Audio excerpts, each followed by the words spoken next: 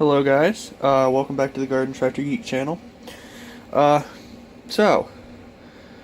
a couple of videos ago we were talking about these ag tires that I recently picked up, and they're in actually pretty good condition. They're Carlisle Super Lugs. They're a little cracked on the side, and that's why the guy before me got rid of them. He pulls and these tires ripple, and you can't have cracks in the tires when you're pulling and stuff like that. But they're still great for garden work and stuff like that. So I picked these up for $50, and the struggle I've been having is, well, what am I going to put these tires on?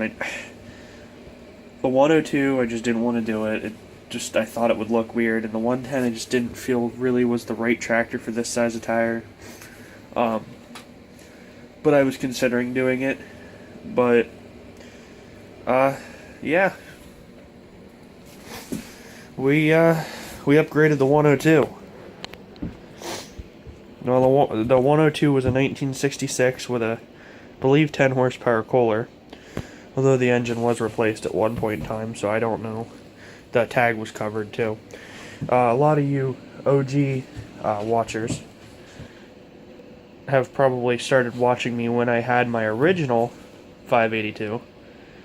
That was what built my channel. It was what got me into YouTube. That tractor had a very soft spot in my heart, and I had a 782 about a year and a half, 2 years ago, and it was a good machine. Wasn't the biggest fan of the KT17. Just not the most reliable motor I've ever owned. When I had my Briggs, it was very reliable, but so far as I've found out, they are not the easiest engines to work on. But in turn, they are pretty reliable engines. This is a Briggs & Stratton 16 horsepower opposed twin. The guy I got it from, he's a good friend of mine. He got this tractor and had a bad motor in it. And, the tractor itself has 1,500 hours, or right around there. There we go. Kind of see it. Sorry about the glare. And but the engine, when he got it, had about 550 hours. So give or take, maybe 650 hours. He's had it for about 2 years. It's probably a little overkill on that, but just for the sake of it, we'll say that. But pretty low hour engine. As you can see, it's not bad. The fuel pump has a pinhole, I think. You rebuild it and it's still leaking. Not sure what that's about, but the fuel pump is irreplaceable. So I coated it in automotive sealer. Whether that's going to hold, I don't know. We'll see. I actually do have another surprise for you, which you'll see in this video. Alright, I just turned the gas on. See how well she starts. Make sure you got my car keys, and you'll see why in a second. Oh, boy. Feels good to be on one of these again. Big thanks to Michael TJD60. I'm sure most of you guys already watch his YouTube, but if you don't, please do. He is the sole reason that I had this tractor. He helped me get the 102 fixed up. He took me down to the shop, which was a great experience. And he also took the 102 to my friend's house, which was about half an hour away, and picked this up and brought it back for me. I definitely owe him a lot. So, alright, let's see how she starts. It was about 64 yesterday. It's now in the low 50s. We've already seen our first snow, believe it or not, snowflakes here in central PA. But here we go.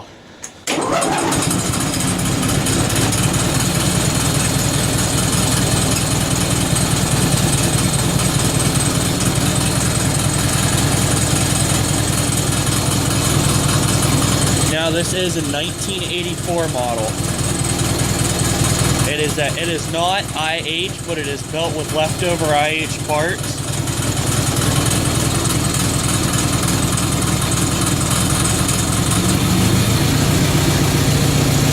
Which means that this was IH built, this was IH built.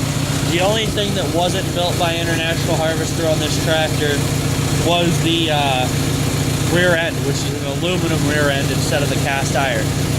International stopped making these Cub Cadet tractors in 1981. So this is a 1984, which surprises me because I didn't expect them to make the red ones so late.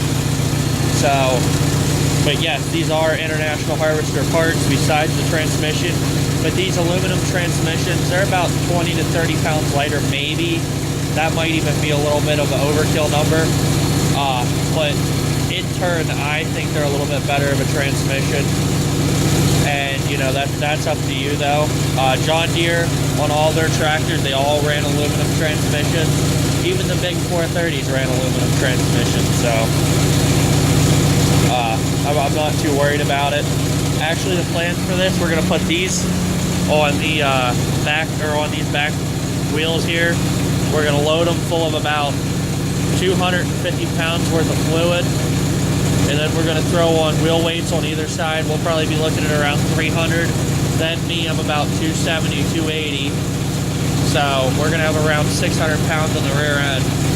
And I'm not going to get too much into the future plans for this tractor, but once I show you the next little surprise that I got for you, you'll understand a little bit better what I'm doing. But yeah, let's go look at the little surprise that we have up here.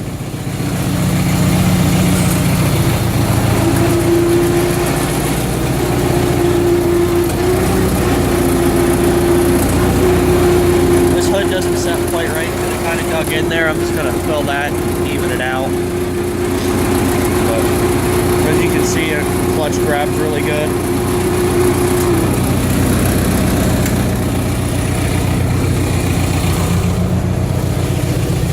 The first day we got this, we actually took it for about a 1-hour romp through the woods and cornfield roads and stuff, Mike and I, and needless to say, I found a mud hole and I just thought it was a little puddle. Yeah, I sunk in about 6 to 8 inches, and I thought for sure we were stuck. We were probably 1 mile to 3 miles from home, no tow strap. Luckily, it came right out. I was a little surprised, but you can see the remnants of it.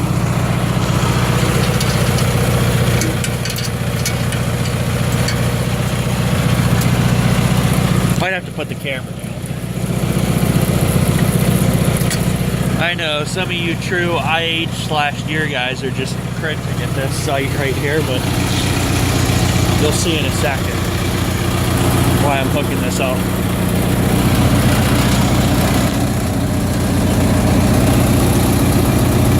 Might actually be the first time you guys are seeing me pull this cart. I can't remember.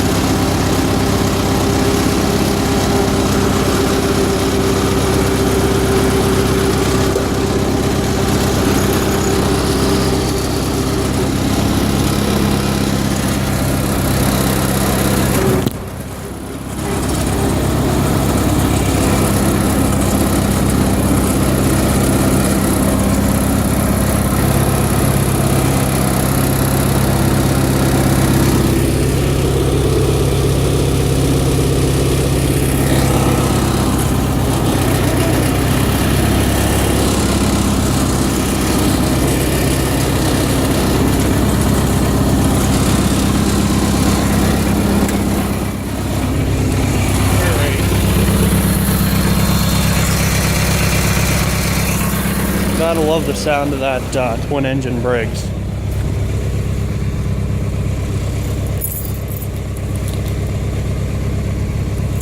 Alrighty. Alright, you guys ready for the surprise? Sorry for my messy car, but I've been under the weather the past day or two, so been a little messy, but here we go.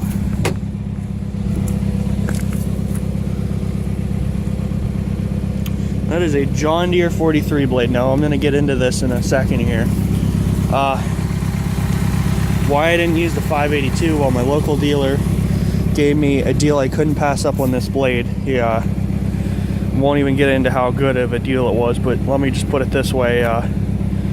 You know what the heck, I got it for about $70. That's right around what I paid. But he had a wide frame blade there about a week ago. He said he sold it, and I just noticed this blade, and I already have chains that fit the 110. I'd have to get different chains for the wider tires, and so it just worked out. I'm gonna keep the 110 blade. The 110's probably gonna get taken out of service by next year, but for this year it's gonna be my snowplow tractor. The big thing is this thing has really good headlights, and the 110 doesn't even have headlights. And as you know, you do a lot of snow plowing in this, dark and stuff, so headlights are definitely key. And if you know me, I plowed a lot of snow with my 582. It's one of the worst winters we've had in the last decade when I owned that tractor, and it worked flawlessly even without chains. So we're gonna load this into the trailer. I'm gonna try to get you a decent view. I don't know how this is gonna work, but let me see real quick.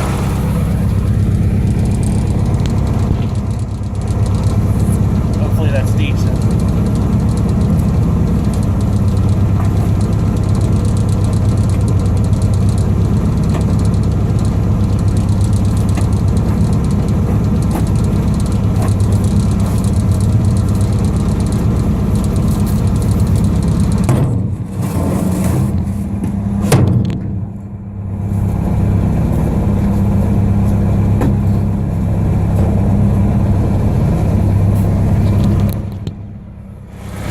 I don't know if you guys saw that or not, but we're locked and loaded.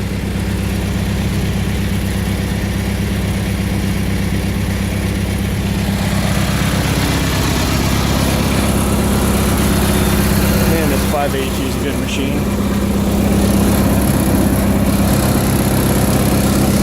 Goes right into gear too.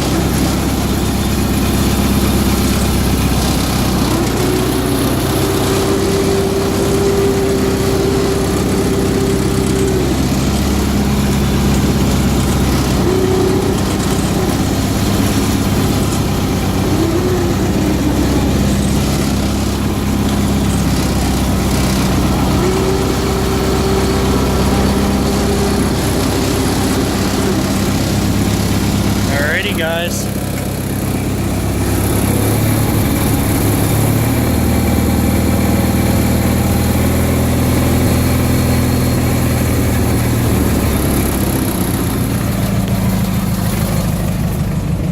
thank you for watching, and we'll have a video right after this of the 110 getting transformed into a snowplow tractor.